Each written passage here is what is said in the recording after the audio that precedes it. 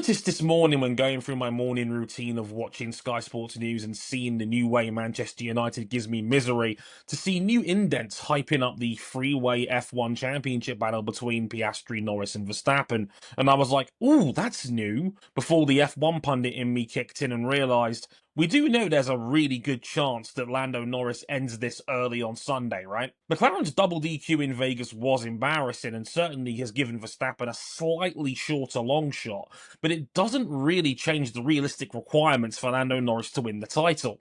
All he has to do is outscore Piastri and Verstappen by 2 points over the weekend to win it without needing an expensive private jet to Abu Dhabi.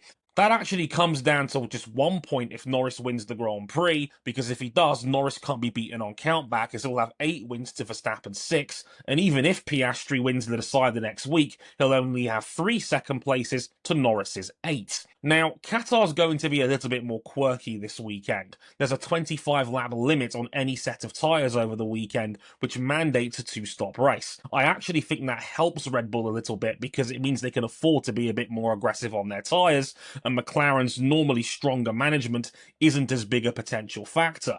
But remember last year, Norris was running right with Verstappen in his dirty air until the double wave the yellows ended the Brits challenge. So if Norris takes pole position, he becomes an even heavier favourite. Qualifying in general, I think, will be huge this weekend. Realistically, the most likely clinching scenario is Norris just straight up winning the Grand Prix, unless he gets taken out in the sprint entirely, which for me, if you're banking on DNFs, you're already in trouble. The bookies agree, giving Norris an implied probability of around 80% that he wins the title, with Verstappen around 23% and Piastri around 7%. Remember, sportsbooks are always going to go above 100% odds. That's where they make their money. Hell, there's even a really funny potential scenario where all 3 men get to Abu Dhabi tied. If Norris and Verstappen DNF the sprint, Norris finishes 10th in the race, with Max winning and Piastri second in both the sprint and the Grand Prix. They all roll up to Yas Marina on 391 points. Isn't maths fun? If nothing else, I just think it's funny that everyone's up the ante in terms of promoting a thrilling freeway title fight with 2 races left,